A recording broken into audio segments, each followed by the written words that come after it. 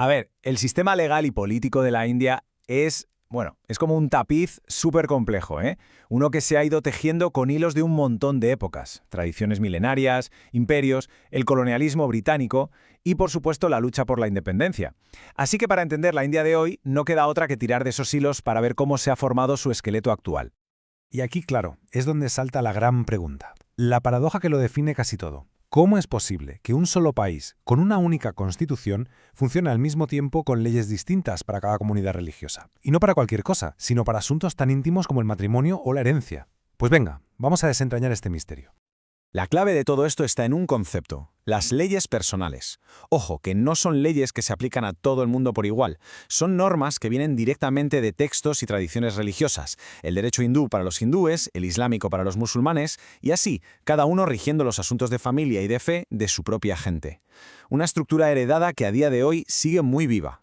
Y para entender de dónde viene este sistema tan particular, tenemos que hacer un viaje en el tiempo. Porque el origen de esta dualidad legal no es algo ancestral, no, se forjó en la era colonial británica, concretamente en esa transición de una simple empresa comercial a todo un imperio. Todo arranca, fijaos, en el 1600, con la Compañía de las Indias Orientales. Era una empresa, pero poco a poco se fue convirtiendo en el poder de facto. El año clave es 1772, cuando el gobernador Warren Hastings crea precisamente un sistema judicial dual. Luego, el Gran Motín de 1857 lo cambia todo. Fue el punto de inflexión que provocó que la compañía se disolviera y que en 1858 la corona británica tomara el control directo, dando comienzo a lo que conocemos como el Raj. Y aquí se ve perfectamente la lógica que había detrás de esa división. Fue una decisión, muy pragmática por parte de los británicos. Ellos aplicaron su derecho, el common law, a lo que les interesaba para gobernar: el comercio, los juicios, el sistema penal. ¿Pero qué hicieron con los temas más delicados, los personales y religiosos? Pues los dejaron en manos de las tradiciones locales, hindúes e islámicas. Matrimonio, herencia, castas, todo eso se quedaba como estaba. Era sencillamente más fácil gobernar así. Saltamos ahora a 1947. Con la independencia, los padres fundadores de la India tenían delante una tarea, monumental: construir una nación nueva sobre los cimientos que había dejado la estructura colonial. Y decidieron no empezar de cero. El enfoque que eligieron fue, de nuevo, muy práctico. En vez de tirar abajo todo el sistema británico, lo que hicieron fue adoptarlo y adaptarlo. Mantuvieron la estructura del Parlamento y de los tribunales, pero eso sí, la envolvieron en su propia constitución soberana en 1950. El resultado, un sistema híbrido que es único en el mundo. Claro, para poder organizar un país tan gigantesco, establecieron una división de poderes federal. Por un lado, el gobierno central, la Unión, se encarga de lo gordo, la defensa, la moneda. Por otro, los estados se ocupan de la policía o la sanidad. Y luego hay una tercera lista, la lista concurrente, de competencias compartidas. Y ahí es donde encontramos temas como la educación y, atención, el matrimonio, el divorcio y la herencia. Justo ahí es donde esas leyes personales siguen teniendo su espacio. Bueno, pues con todo este contexto histórico ya claro, vamos a ver cómo funciona hoy en día toda esta compleja maquinaria del Estado indio. El sistema judicial tiene forma de pirámide, es fácil de visualizar.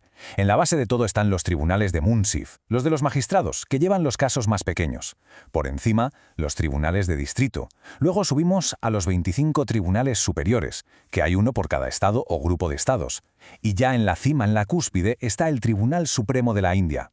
Él es el intérprete final de la Constitución, y lo que dice va a misa para todos los demás. En el Poder Ejecutivo también hay una distinción que es muy importante. El presidente es el jefe de Estado, pero su papel es más bien ceremonial. El que de verdad tiene el poder ejecutivo es el primer ministro. Es el líder del partido con mayoría en el Parlamento y junto con su gobierno es quien lleva las riendas del país. Pero claro, este sistema con tanta historia no está libre de presiones, y además enormes. Vamos a meternos ahora en los desafíos a los que se enfrenta y en los debates que hay sobre cómo tiene que evolucionar. Para que nos hagamos una idea de la escala del desafío, esta cifra es que marea. Se estima que hay más de 50 millones de casos pendientes en los tribunales de la India. 50 millones. Es un atasco crónico monumental que hace que un caso normal y corriente pueda tardar entre 7 y 15 años solo en tener una primera sentencia. Una barbaridad. Otro punto de fricción es cómo se nombra a los jueces. El sistema que usan ahora se llama Collegium. Básicamente, los propios jueces de los tribunales superiores proponen a los nuevos fichajes y se le ha criticado mucho por ser muy opaco. En 2015 hubo un intento de reforma para crear una comisión más abierta, la NJAC, pero el propio Tribunal Supremo la tumbó, diciendo que violaba la independencia judicial. Y ahí sigue el debate, completamente abierto. Y luego está el tema de la representación. A ver, si miramos la base de la pirámide, en los tribunales de distrito las mujeres ya son más de 1/3 de los jueces. No está mal, pero ¿qué pasa a medida que subimos? Pues que la proporción se desploma. En los tribunales superiores apenas llegan al 14% y en el Supremo no llegan ni al 10%.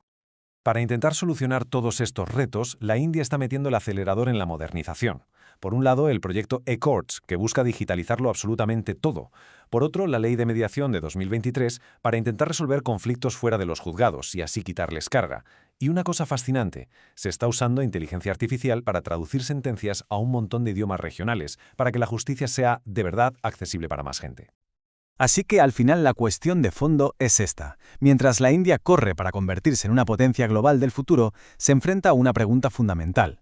¿Ese tapiz legal tan antiguo con sus hilos coloniales y tradicionales puede simplemente adaptarse a los nuevos tiempos o va a hacer falta deshacerlo y volver a tejerlo desde cero? La respuesta a esa pregunta definirá el futuro de la justicia en el país.